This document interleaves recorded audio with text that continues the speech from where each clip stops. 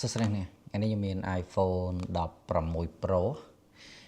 iPhone 16 Pro នេះគឺ natural សុទ្ធតែម្ដងគឺពណ៌ natural ហើយកម្រិតម៉ាស៊ីនគឺស្អាត 99.99% តែម្ដងណាខ្ញុំមើលបានភាគរយថ្មភាគច្រើនគឺ 98% ឡើងទៅហើយសម្រាប់ម៉ាស៊ីននេះគឺគូស្អាតខ្ចីញញហ្នឹងនេះគឺស្អាតមែនទែនហើយ16 Pro នេះគឺ 256G ZA SIM 2 ZA SIM 2ហ្នឹងនេះអញ្ចឹងសម្រាប់ ZA គឺងាយស្រួលមែនតើសម្រាប់អ្នកដែលគាត់ត្រូវការ slot SIM 2ហើយសម្រាប់ម៉ាស៊ីននេះគឺថ្មភាគច្រើនគឺខ្ពស់គឺ 90% ជាងមានន័យថា9ក្រាស់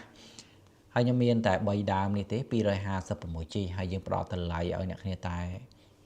$839ទេ16 Pro ហ្នឹងនេះ16 Pro នេះ$839ទេចឹងអ្នកគ្នាមកបានខ្ចីមកអ្នកគ្នាគឺអត់មានកន្លែងទាស់ទេ 99.99% តែម្ដង iPhone 16 Pro មកស្បានច្រើនទេតកូ Pro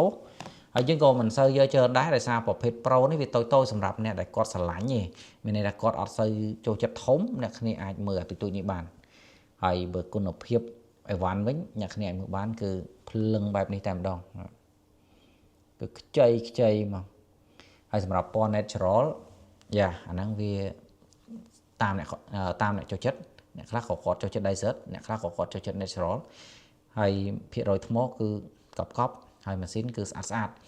អញ្ចឹងសម្រាប់អ្នកត្រូវការហើយខាងយើងនឹងស្រាប់ហើយគឺតម្លៃអ្វីដែលយើងដាក់គឺគុណភាពដែលយើងដាក់ទៅហ្នឹងគឺមានន័យថា